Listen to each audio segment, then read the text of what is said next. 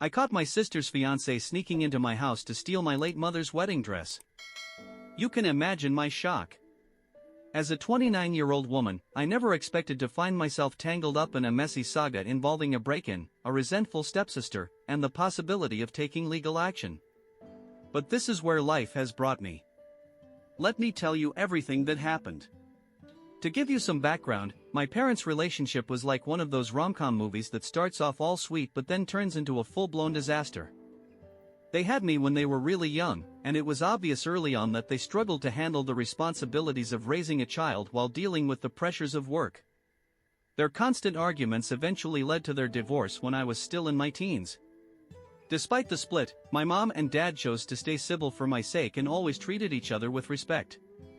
While I was in college, my mom met someone new. She fell for a guy named David, who she believed was the love of her life. They got engaged after dating for a while, and my mom called me with the exciting news. The wedding. To be honest, I was not thrilled about her getting married again, but I knew it was her life, and I did not want to stand in the way of her happiness. Shortly after, I met David and his daughter, who would soon become my stepsister, Amanda. From the start, Amanda made it clear that she did not like me. She treated me like I was some sort of threat, though I could not figure out why. Her mom had passed away when she was young, so maybe she thought I was stealing attention away from her dad. Or maybe she just hated the idea of him marrying someone who already had a kid. Every time Amanda and I crossed paths, she would glare at me or throw in some rude comments. She was not shy about showing her dislike for me or my mother, which made family gatherings unbearably awkward. Amanda would barely speak to me, and when she did, it was either a snide remark about my appearance or a jab at something I had done. I tried to be friendly and build some kind of relationship with her, but no matter how hard I tried, she would brush me off or make me feel unwelcome. Finally, the day of the wedding came. My mom had always wanted a simple ceremony, so they decided to tie the knot in the backyard. The place was beautifully decorated with colorful flowers and a small gazebo where they would exchange vows. I was a mix of nervous and excited, helping my mom with her wedding dress and makeup. But even as the big day unfolded, Amanda's bitterness lingered like a rain cloud over the whole event. When my mom walked down the aisle, I could see Amanda sitting there with a sour expression on her face. During the vows, she kept sighing loudly and rolling her eyes. It was like she wanted everyone to know just how miserable she was about the wedding. Guests were starting to notice her behavior too, and it was embarrassing. The reception should have been a fun celebration, but Amanda kept ruining the mood. The backyard had been transformed into a party space, with homemade decorations and a table full of everyone's favorite food. People were drinking, dancing, and having a great time. Amanda, however, kept finding ways to make things uncomfortable. She made snarky comments during the toasts and snapped at anyone who tried to talk to her. When it came time to take family photos, she flat out refused to participate, saying something about how it was a waste of her time. As the night dragged on, her behavior just got worse. She criticized everything from the music to the decorations, and it was obvious she was going out of her way to show her disapproval. I wanted so badly to confront her, but my mom pulled me aside and told me to let it go. She believed Amanda was acting out because she was having a hard time seeing her dad marry someone new. My mom begged me to give Amanda time to adjust. The strained relationship. Unfortunately, my mom's optimism never panned out. Over the years, Amanda's attitude did not improve. While I maintained an okay relationship with David, Amanda's hostility only grew worse. When I came home during college vacations, Amanda would take every opportunity to insult me. She would mock my clothes, my friends, and even my accomplishments in school. David would try to step in and scold her, but she would always play the victim, claiming that I was the one being mean to her. The pattern became predictable. Every time we had a family gathering, Amanda would find ways to belittle me. She would gossip about me to other relatives, spreading lies to make me look bad. I complained to David about her behavior more times than I can count, but nothing ever changed. After a while, I decided to spend most of my holidays at my dad's place, even though he lived across the country. It was a long trip, but being away from Amanda's constant negativity was worth it. My mom always tried to get me to spend the holidays with her and David, but I could never bring myself to tell her about the bullying. She had this dream of us all becoming one big happy family, and I did not have the heart to ruin that for her. Spending time at my dad's house was like hitting the reset button. I could relax and be myself without worrying about Amanda's nasty comments. It was my escape from the stress of dealing with her. Devastating news. Then, during my third year of college, everything changed. My mom went in for a routine checkup and was diagnosed with stage 3 ovarian cancer. When she told me, I felt like the ground had been ripped out from under me. I dropped everything and rushed home to be by her side. David was heartbroken but tried his best to stay strong for both of us. My dad, along with friends and family, rallied around us, offering their support. The months that followed were some of the hardest of my life. Between hospital visits, treatments, and emotional ups and downs, it felt like we were living in a nightmare. What made it even worse was Amanda's complete lack of involvement. While the rest of us were doing everything we could to help my mom, Amanda stayed indifferent, acting like none of it mattered to her. I remember one particularly rough night when the weight of everything felt unbearable. I was sitting alone outside my mom's room, my face wet with tears, trying to find some sort of peace in the silence. The thought of losing her to cancer terrified me. My mind was spinning, and my heart ached in ways I had never experienced before. That is when Emily, my stepsister, walked by. She spotted me sitting there, crying my heart out. Instead of showing even a shred of compassion, she smirked. A smirk. I looked up at her, my eyes pleading for some understanding, but instead, she leaned in and muttered something cruel. "What's the point of crying? There's nothing you can do now." Her words hit me like a slap to the face. It was the last thing I needed at that moment. That mean-spirited reaction made an already impossible situation feel so much worse. In the days following that night, Emily's cruelty did not stop. She doubled down, sending me nasty messages and even sharing online posts about how cancer patients looked in their final moments. It was almost as if she enjoyed twisting the knife. Seeing those posts broke me. How could someone be so heartless, especially when our entire family was struggling to hold it together? Despite the storm swirling around me, my mom became my source of strength. Even as the cancer took its toll on her body, she faced it all with unmatched resilience. Her courage inspired me every single day. No matter how much pain she was in, she found ways to comfort and encourage me. She showed me what it truly meant to fight against the odds, even when those odds were insurmountable. But the disease was relentless. After months of battling, my mom passed away. The devastation I felt is hard to put into words. I cried for days, refusing to accept the reality that she was really gone. The pain was overwhelming, like a heavy fog that I could not escape. Her funeral was a somber affair filled with tearful goodbyes, and it left me grappling with the void her absence had created. The weeks and months that followed were some of the hardest of my life. The realization that I could no longer pick up the phone to hear her voice or share the small details of my day weighed on me constantly. My anchor was gone, and I felt completely adrift in a sea of grief. The reading of the will. Eventually, the day came for my mom's will to be read. My dad, David, my stepdad, Emily, and I all went to the lawyer's office together. I already knew what the will contained since my mom had been clear about her wishes long before her passing.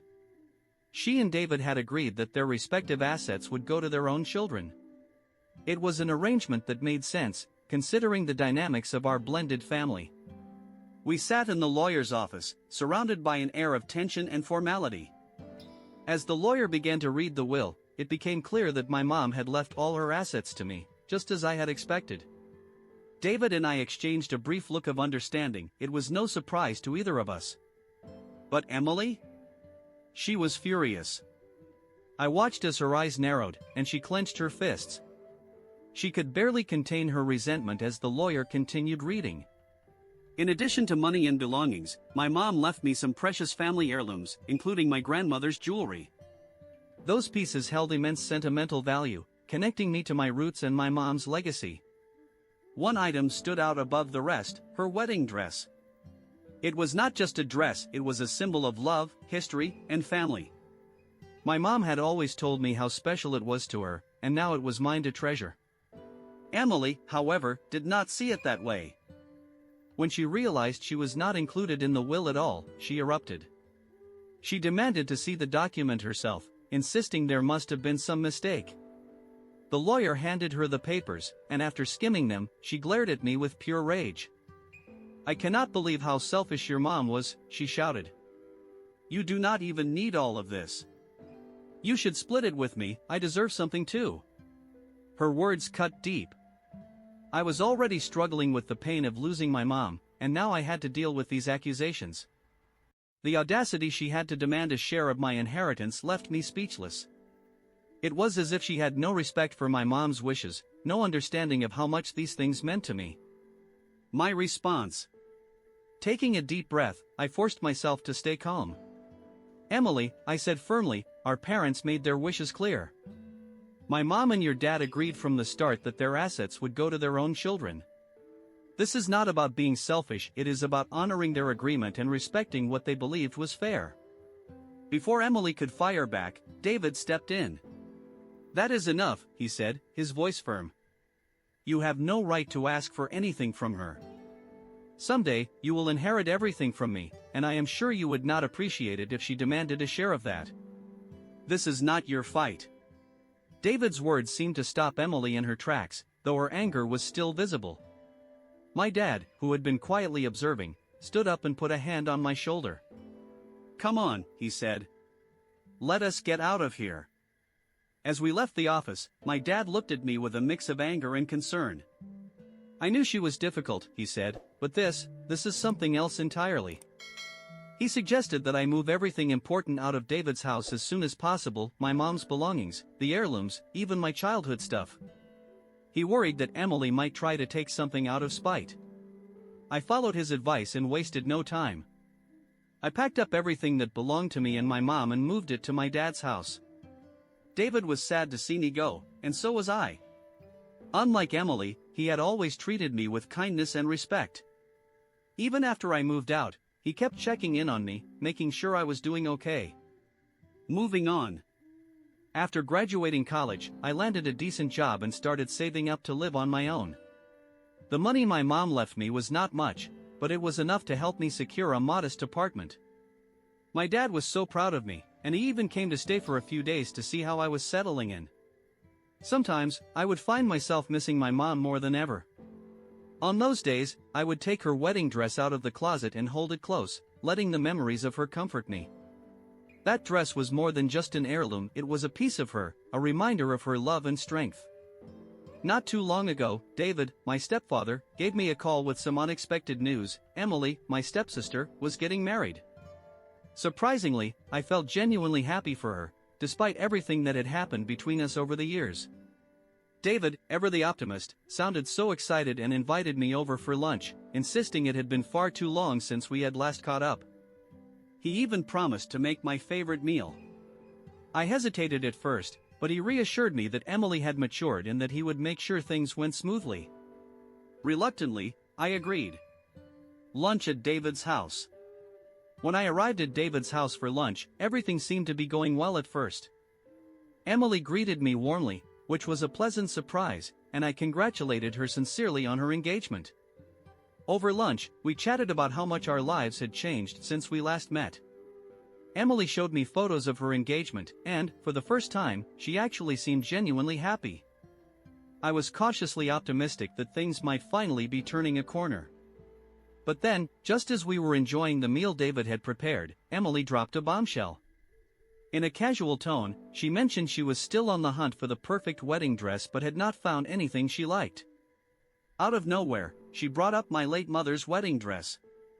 "I remember your mom left you her wedding dress," she said. "You should let me have it. It would mean so much to me." Her words hung in the air like a bad smell. I looked at her, stunned. David, too, froze, his fork halfway to his mouth. "Are you joking?" I finally managed to ask, unable to believe what I was hearing. "You're seriously asking for my mom's wedding dress?" Emily responded matter-of-factly, "I am getting married before you, so it just makes sense that I should wear it." Besides, it is not like you are using it. The argument. Her callousness floored me. I took a deep breath and said, as firmly as I could, that dress is not just a piece of clothing. It is a memory, a part of my mother's life that she left behind for me. There is no way I could give it to you. Emily, however, dismissed my words with a wave of her hand. We are stepsisters, she argued. That makes her my mom, too, in a way. I have just as much right to wear it as you do. The tension at the table grew thick. David, sensing the conflict escalating, tried to step in. Emily, your request is out of line, he said gently but firmly. You cannot just demand something that holds so much sentimental value for her. But Emily was not backing down. She even offered to pay me for the dress, as if that would somehow erase its significance. When that did not work, she claimed, if your mom were still alive, she would have given it to me. You are just being selfish. That was the last straw. I could not hold back anymore. Selfish? I snapped. Where was this concern for my mom when she was fighting cancer? You could not even pretend to care about her back then, and now you suddenly want her wedding dress? Do not try to guilt me into this, you have no right to it. Our argument grew louder, and David's attempts to calm us down went nowhere. I could see that Emily was not going to let this go, so I decided it was time to leave. I stood up, thanked David for lunch, and walked out the door. I had no intention of staying there and being disrespected any further. The break-in. Later that evening, I called my dad and told him everything. He was just as outraged as I was. You need to protect that dress, he warned me. Get some cameras and an alarm system. You never know what she might try. At the time, I thought he was being a bit paranoid, but given Emily's history, I decided it was better to be safe than sorry. I installed security cameras around my house and set up an alarm system. Fast forward to today. I was at work, buried in meetings, when my phone started buzzing with notifications from the security app. My heart sank as I opened the app and saw footage of a masked man breaking into my house. Panic set in. I grabbed my phone, called 911, and raced home as fast as I could. When I arrived, cop cars were already scattered in my driveway. I ran inside, my heart pounding, to find police officers arresting the intruder. His legs were bleeding, apparently. My dog had decided to play the role of hero and had attacked him. I could not help but feel a small sense of relief knowing my dog had protected my home. When the police turned the intruder around, I nearly gasped. It was Jake, Emily's fiancé. Of all the people I expected to see, he was the last. He looked at me desperately and began shouting, "You have to tell them it is okay." Emily made me do it, she told me to get the dress for her. The arrest. I stood there, speechless, as Jake tried to justify his actions. Breaking into my home on Emily's orders? The absurdity of it all left me stunned. Before I could respond, the officers stepped in and led him away. I shook my head in disbelief as the weight of the situation hit me. I called my dad and explained what had just happened. He was furious and promised to catch the next flight out to be with me. Knowing he was on his way gave me a sense of comfort. After the chaos died down, I walked through my house to make sure everything was still there. Thankfully, my mother's wedding dress was untouched, safely stored in my wardrobe. The whole ordeal left me feeling both angry and grateful, angry at the lengths Emily and Jake had gone to, but grateful for my dad's foresight and my dog's bravery. As I sat down to process everything, I realized that this was far from over. Emily and Jake were going to have to face the consequences of their actions. I could not help but smile as I knelt to pat my dog, feeling grateful for its loyalty and quick action. The thought of how things could have turned out if my dog had not been there sent a shiver down my spine. But as much as I wanted to feel at peace, the drama was far from over. Not long after the break-in, my stepsister Emily and her extended family started blowing up my phone with calls and messages, demanding that I drop the charges against her fiancé, Jake. Emily insisted that Jake was family and that I should forgive him. I was stunned by their audacity. Family? I shot back during one of the calls. Family does not sneak into your house in the middle of the night to steal your mother's belongings. I told them to keep their opinions to themselves because I was done letting people walk all over me. Standing my ground. I made it clear that I was not just going to let this slide. I warned Emily that if they kept up their nonsense, I would sue both her and Jake for the damages caused to my property. She tried to guilt-trip me, saying I was going to ruin their lives, but for the first time in a long time, I stood my ground. This was not just about a wedding dress, it was about my mother's legacy and my own sense of peace. The dress was staying with me, and I let it be known that Jake better get himself a lawyer because this was headed to court. Of course, Emily's side of the family was furious, but I had the truth, evidence, and the law on my side. Following my dad's advice, I doubled down on my home security, installing more cameras and reinforced locks. I was not going to take any chances moving forward. Update 1: Seeking Justice. A few days after the incident, I had a heart-to-heart conversation with David about everything that had happened. He was horrified. He told me that Emily had kept him completely in the dark about the break-in and Jake's arrest because she knew he would never support such behavior. David assured me that he would back me up no matter what decision I made. His words gave me some comfort, knowing I was not facing this alone. Meanwhile, Emily started contacting me almost daily. At first, it was to argue and make demands, but when she realized I was not going to budge, her tone changed. For the first time in all the years I had known her, she actually apologized. I was shocked. I guess watching Jake get handcuffed and dragged out of my house finally made her see the consequences of her actions. She begged me to forgive him and pleaded for me to drop the charges. She even promised never to bother me again. But her words meant nothing to me. After years of her bullying and disrespect, I had no reason to believe she was suddenly sincere. I calmly told her that I was going to follow through with the charges and that I would see both of them in small claims court. At the same time, her relatives were still trying to pressure me into letting this go. So, I took a decisive step. I sent out an email to the entire family, attaching the security camera footage that showed Jake breaking into my house. I knew Emily had probably spun some wild story to make herself look like the victim, but this video told the real truth. The response was immediate. Some of her relatives reached out to apologize, admitting they had no idea what had actually happened. It was a relief to see at least a few of them acknowledging how wrong Emily and Jake had been. Update 2: Legal Victory. It has been about a month since the court proceedings wrapped up. I did not update sooner because I was focused on seeing this case through to the end. As promised, I pressed charges against Jake and sought justice for the intrusion into my home. The judge ruled in my favor.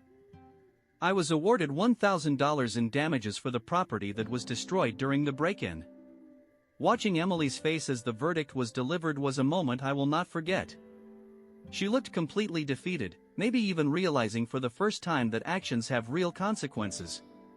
Jake, on the other hand, faced criminal charges for breaking and entering.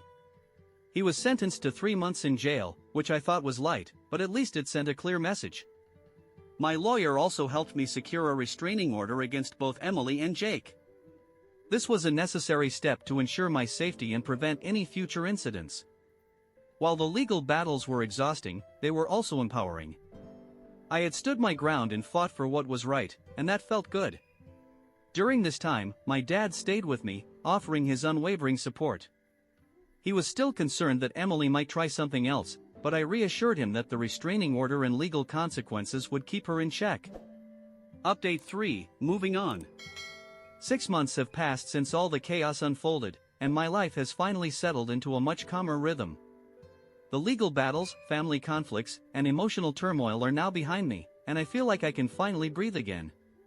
Since the court case, Emily and Jake have kept their distance. The restraining order has worked exactly as it should, creating a protective barrier between us. I did hear through the grapevine that Emily went ahead and married Jake after he was released from jail. Honestly, I think they deserve each other. Both of them are toxic in their own ways, and they seem perfectly matched for a life of drama. Looking back on everything, I have come to appreciate the strength it took to stand up for myself. This was not just about holding Emily and Jake accountable, it was about honoring my mother's memory and the values she instilled in me. Today, I am in a much better place. I still think about my mom often, and her wedding dress remains safely in my care. It is more than just a piece of fabric, it is a reminder of her love, resilience, and everything she stood for. As I move forward, I feel confident that this chapter of my life is finally closed, and I can focus on what lies ahead.